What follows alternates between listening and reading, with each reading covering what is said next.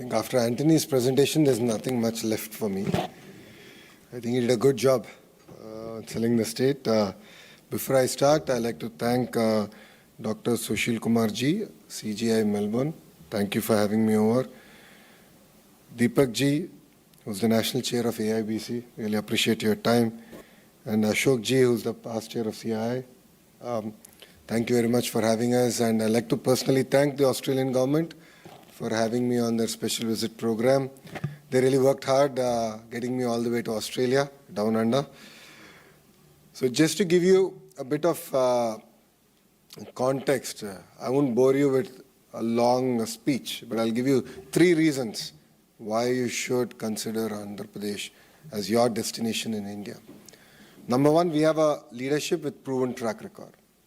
Our Premier, Mr. Naidu, is now in version 4.0. This is his 4th term as a Chief Minister. He comes with a lot of experience on how to get critical projects grounded.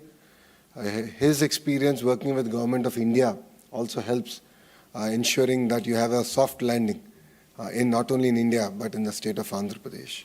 He is of course backed with a very young team. 50% of the legislatures are first-timers, 17 out of the 25 ministers are first-timers. It's not my grey hair, but I'm actually a senior minister in his cabinet. So we bring a lot of passion, a lot of energy to get things done. The second reason you should consider Andhra Pradesh is because we are a startup state. We have that mentality to get things done. We are not complacent. And once you shake hands with us, it no longer is your project, it becomes our project. So I'll give you an example of this. When we talk to any investor and they're looking at Andhra Pradesh, first thing that gets done is a WhatsApp group gets created. All the respective leadership across the political spectrum, the government and the private sector are added to this WhatsApp group. And then on a daily basis, we actually start interacting with each other to understand what's the status, what's the agreed timelines, where are we stuck, what are the areas that we can do better. You know, one company, and one example of this is one company which is into the hospitality sector. This morning we updated them where exactly is the land allocation status, where is the file, and by when are we going to get it cleared. So we believe on delivering it. We believe on following up on your project and ensuring that we not only meet your timelines, but we actually beat it. So 2 other projects I'd like to talk about. One is Google. And all of you have now heard of it. It's a nice wow. But 13 months of hard work went behind it.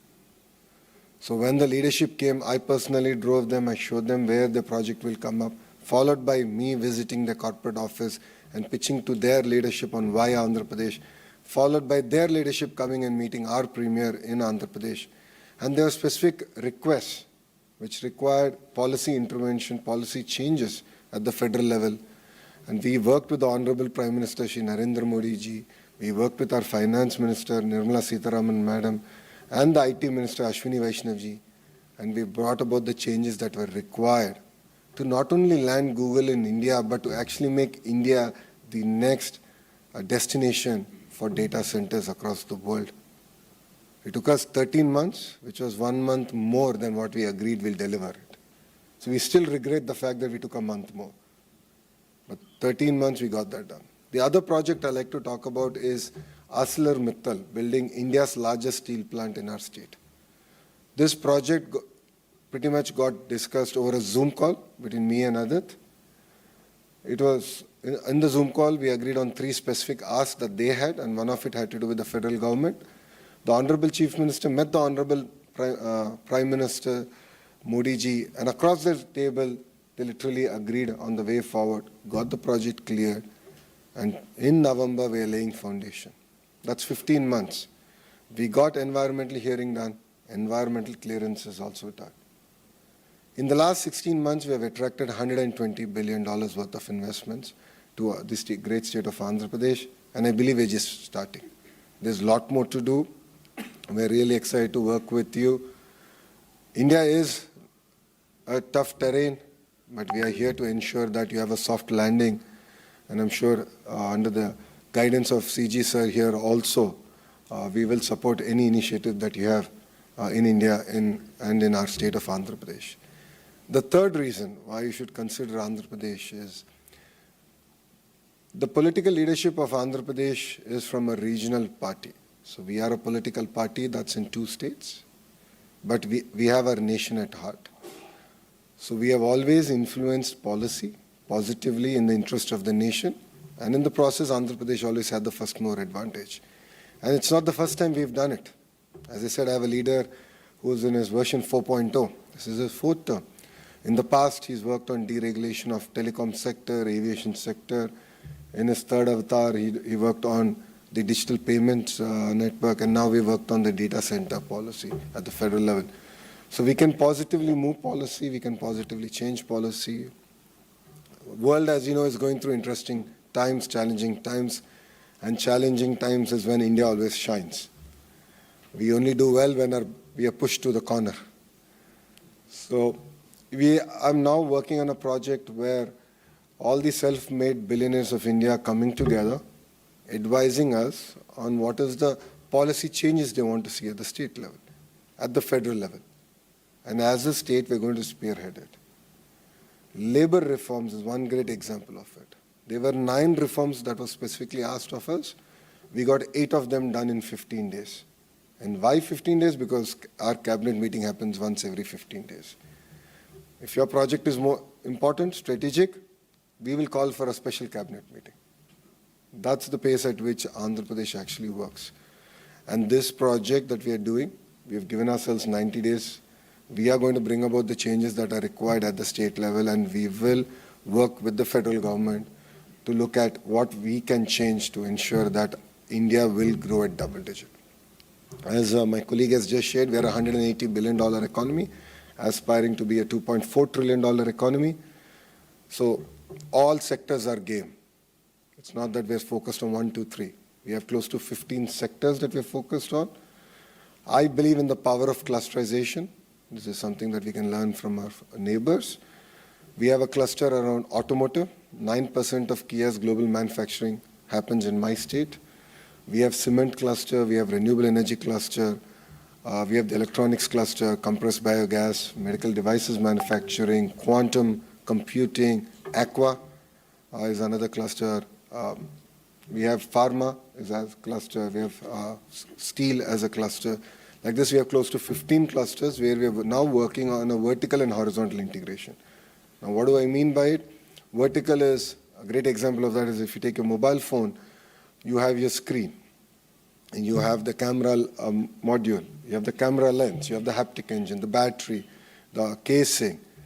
We believe that the entire cluster should be formed within the 100-kilometer radius. That's the vertical bit. Now, horizontal is where I come in, education, skilling, certification. This is very, very important. I'll give you a few more numbers. Andhra Pradesh manufactures 50% of India's air conditioners. And we've signed 3 companies that will take us to 70% in the next 18 months. We are number 1 in shrimp globally. Like this, we are working on sector by sector on taking key position. We are building India's first space city, and that's being headed by Skyroot, which is a SpaceX equivalent in India. So we're really working sector by sector, and we're really excited to work on this horizontal and vertical integration. Australian universities, we've had very, very meaningful conversation during this trip, and rest assured, we'll be looking forward to actually working with them very closely on the horizontal integration bit. And the reason I believe horizontal is going to be critical, it's not just about the education piece. Getting the technology validated, certified, it's a very expensive process. An air conditioning company came and met me, and they said, we are developing heat pumps for the Europe. And the challenge is every time I do design changes, I need to send it there with 2 of my engineers. 1, it takes time. 2, it's very expensive. So why are they not here in this cluster?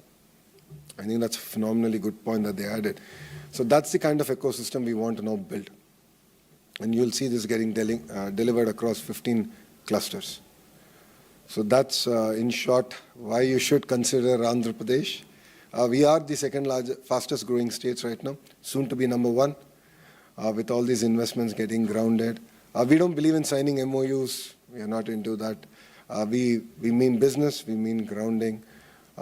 we have serious ADD, attention deficit disorder, so we love to be on top of things and execute on things and really get the ball rolling. So as my team members have shared, we are hosting a partnership summit in Visakhapatnam. It's a beautiful city, 14th and 15th of November. So please come visit us. For people who know India, if Bangalore were to marry Goa and have a child, that will be Visakhapatnam. We have best of both worlds. It's a gorgeous city. It's the 9th largest economic city in India. We aspire to be among the top 3. And Visakhapatnam Economic Corridor, as we call it, is going to be $1 trillion economic corridor for us. So we're looking now planning, because we've had massive investments, massive announcements come in and work started. We don't have challenges that our neighbors are having in terms of infrastructure. We have to build an economic corridor that will thrive over the next century. And the work is already on. So please come visit us. I'll be there. We'll be more than happy to host you. And I would love to open up this session for any questions that you might have. Thank you very much, and Jai Hind.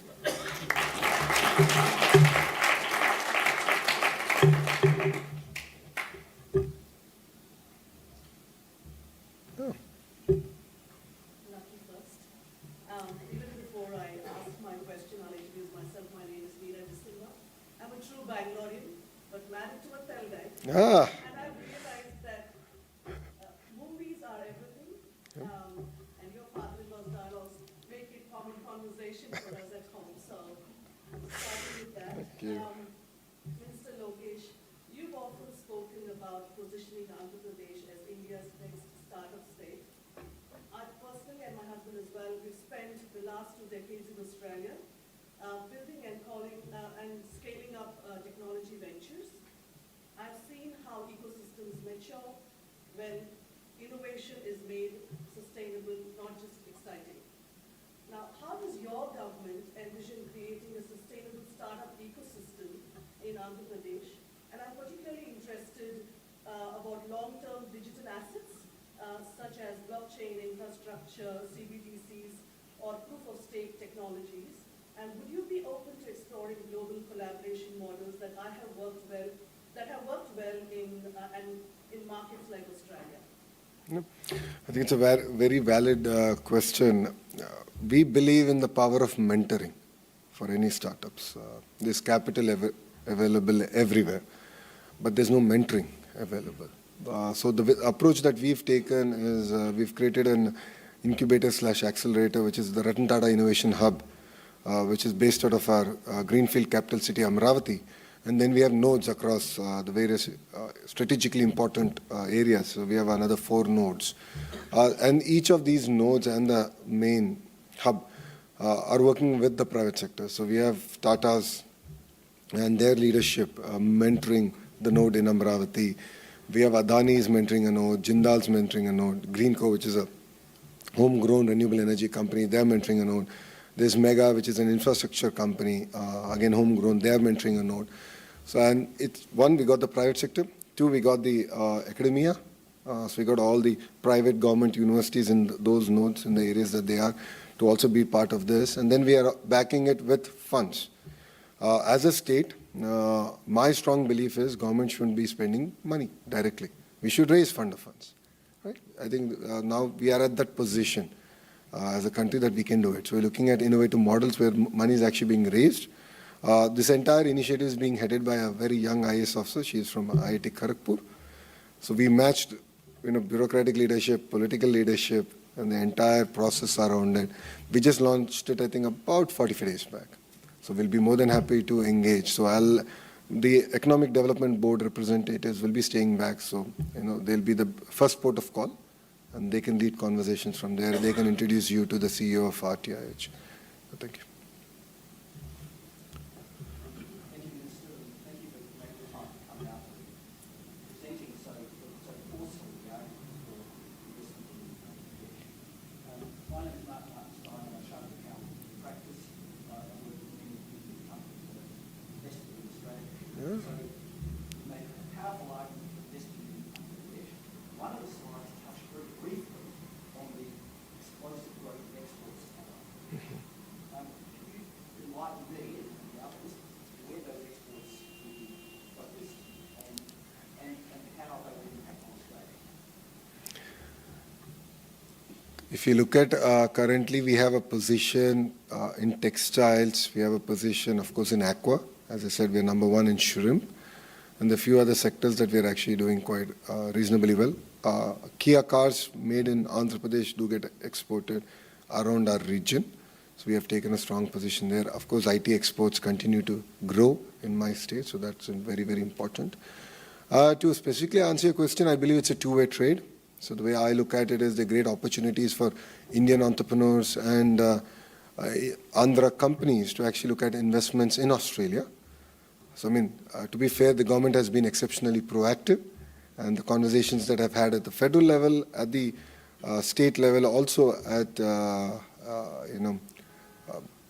city council levels. I mean, it's been very inspiring, the kind of vision that the politicians here also have. So we've started looking at, and we started talking to companies in my state, some who are based out of my state, some who have invested in my state, to look at opportunities in Australia. Sectors like hospitality, critical minerals, education, skill development. So these were sectors that were discussed. In terms of what Australia can offer to India, sports is one sector that we're looking at. Of course, skill development is a no-brainer. As we all know it, education, we're already quite big in terms of our relationships.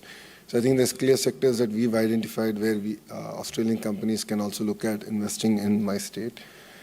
In terms of exports, I think we live in a very dynamic world. And I believe that every country and every state should diversify and have look at other countries and other states. So historically, as a state, certain sectors have been very reliant on certain countries. And then with the changing politics, we've had challenges. So after that, we've insisted that our exporters also look at new markets and look at products where there is a gap in that market. So it's not about saying, I have this, so will you take it or not? But to actually analyze the market and find the right product at the right price point and the right sort of a fit. That's one thing I said. To the Australian companies, especially who are in commodities, in Sydney, I had a sit-down lunch with quite a few of them. I've asked them to look beyond wheat and certain commodities. You know, there's so much of potential in things like mushrooms and horticulture. There's massive opportunities that India has, and we can make, and especially Andhra Pradesh, which is among the top 5 states in horticulture, aspiring to be number 1. We can export to the world. And our vision is not to just make the local variants of mango, but to make the Japanese variant, to grow the Japanese variant of mango in Andhra Pradesh. So there are amazing opportunities like that where I think we should look at, based on the companies that you represent, and explore opportunities through either, I think, it's Australia Trade, Austrade, or of course our Economic Development Board, and find opportunities of mutual interest. It's a long answer for a short question, but I've understood that I think it's a two-way trade from Andhra's perspective. Thank you. Hi, I'm Swati.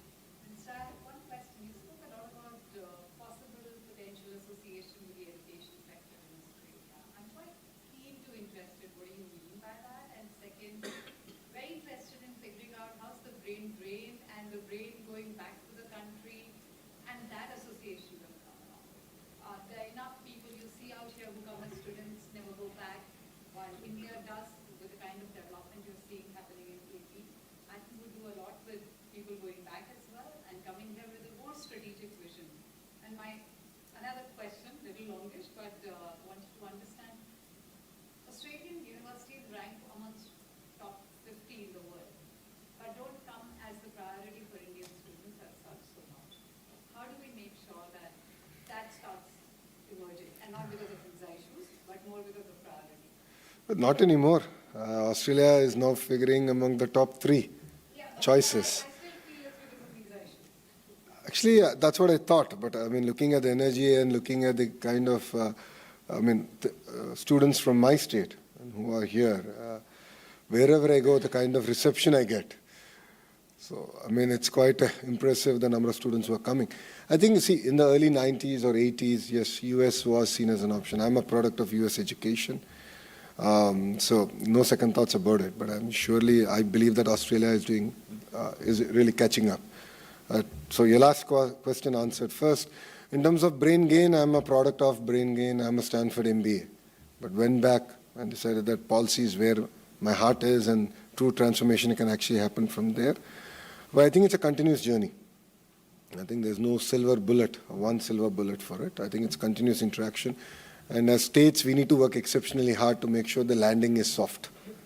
I mean, India is not exactly an easy country, but we need to work very systematically and build it out. And that's where policymakers have a role, that's where bureaucrats have a role. Together, we should create a very conducive environment, and that's what we're working on very systematically. And to be fair, you know, from Andhra's perspective, we are not transactional state. We are very long-term relation building state. And that is the DNA of the regional party. So if you look at it, Mr. Naidu has had relationship with Mr. Lee Kuan Yew of Singapore way back, starting in the 90s, and that relation continues, and it's only deepened. And you know, that's exactly what even the Australian government is looking for. So I think that kind of deep, meaningful relationships are going to be important, and building the super highways of investments to make it smooth for landing. And only then will we have brain gain in its true sense. But end of the day, I think our kids have an opportunity to go be global citizens, and wherever opportunities are there, I think they should go and be part of it, be part of that journey. In terms of universities here, Aussie universities and collaborations with Andhra Pradesh, I've specifically stated a few sectors that we are interested, but it's about 15 clusters that we're interested. And the way I look at it is, who's the best in that cluster? You know, Aussie universities are good across, you know, 10 domains, but they're really, really good at 2-3 domains, like any other global universities are. So I'm looking at working with them, bringing them in, bringing the private sector in, and of course giving an opportunity to local colleges, universities to host the Center of Excellence or a joint dual degree program, research projects together and do that. See, it's designed in Aussie, Australia, manufactured in Andhra Pradesh. I think it's best of both worlds, right? That's what we want to do. Now, what do I mean by it? Aqua. Right? I met the leadership of James Cook University, who are exceptionally good in Aqua, and the professor had very technical questions for me. Like, which variant, what's the name, what's the number? I said, okay, I'm not into that depth. I'll have my agriculture minister talk to you. I really don't have that kind of depth in that sector, but we want to work. So we are talking about, okay, let's look at research facilities. How do we go about with it? New variants, how do we get the farmers to move up the value chain? Then the New South Wales University, we spoke about solar panel design, engineering. The technology that came out of New South Wales University is supplied to 90% of solar panels globally. And I have 5 out of the 10 manufacturers in Andhra Pradesh with an annual output capacity of 100 gigawatts, but I don't have a technical program around it. I don't have a skill upgradation program around it. So I'm going to work with them. So what am I going to do? I'm going to bring these 5 companies together, the university together, and of course local institution. Could be IIT Tirupati, a few other colleges in that region, to come together and build this entire ecosystem. So that's the thought process that I currently have. Same thing with hospitality, because we already have signed about 7,500 keys. They're under construction in different phases. So I want to bring all of them together and then bring TAFE as a partner and look at how do we build this hospitality also out. Because if 50,000 keys will be done, and then the question will be asked, where's the talent? So before that happens, I don't want the cart to be ahead of the horse. I want the horse to lead. So I need to build the talent workforce. So, yeah. Thank you. Good morning, Mr. Lokesh. My name is Ram Swami. I'm from Space Angel, and I'm here. Space Angel. Yes, Nice. I'm here together with my partner, Arun Ceci, and Jacob. In fact, it's very reassuring to hear that you say no more MOUs. We actually flew from Perth to come and see you, and I'm glad that we are interaction oriented. But look, myself, I'm from the aerospace sector, and you mentioned Space City. Yeah. In fact, I've actually been to SHARC, which is Sriharikota. Sriharikota, yeah. Been with Chairman Somnath, who's your advisor now for Andhra Pradesh State. My question is,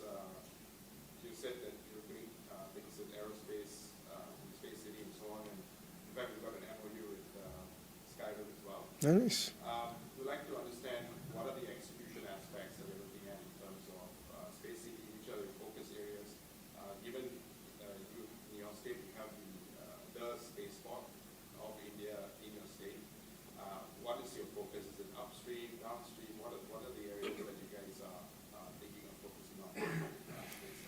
See, it's the way our approach is end to end. So I'm not looking at taking a position on one thing. So I'm not building a 300-acre launch pad. I'm building a 5,000-acre space city. And that's where Skyroot is coming, and I met the leadership of Skyroot. Amazing leadership, and they are coming and building it out. And they're going to be the anchor of building the entire ecosystem. So from material sciences all the way up to designing, executing on the satellite level is what we want to build capacity in this ecosystem. And that's the approach I'm taking. So, I mean, I understand electronics far better because I'm the Minister for Electronics. So for me, it's not about just getting the display, right? It's about getting the entire ecosystem, including design, including research. And that is what makes it even more exciting for Andhra Pradesh. So that's been our approach. In terms of defense and aviation, in that sense, Raymond's has made a big announcement where they're going to work with a large OEM. I can't name it because I'm under NDA. I don't want to get into trouble and be sued. So the idea is we're going to build that out, work with them, build their ecosystem. I met the leadership of the OEM. I didn't ask them to come down. I said, give me a Rolodex. I said, I want to understand who are all your suppliers. What does it take to build the end product that you do? And who are all your suppliers? I'll go get them. Then you'll have no choice but to come to my state. And that's the approach that I've been taking. So we'll be more than happy to engage and work with you. Sure, absolutely. And build this out. Yeah. So the Economic Development Board team is here. The two lovely ladies on your right, and there's two gentlemen on your left. So they'll be here to take follow-up discussion. Yeah. Any other questions? Yeah. So this Oh. is, I think we are running out of time.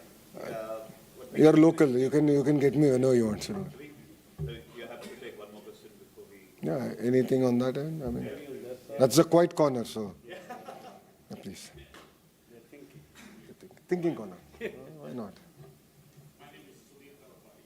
I'm a founder of Rising Boost, a sports startup. This is speak about sport in Andhra Pradesh. What specific elements you are looking at, or what's the focus we can do to come to Andhra Pradesh?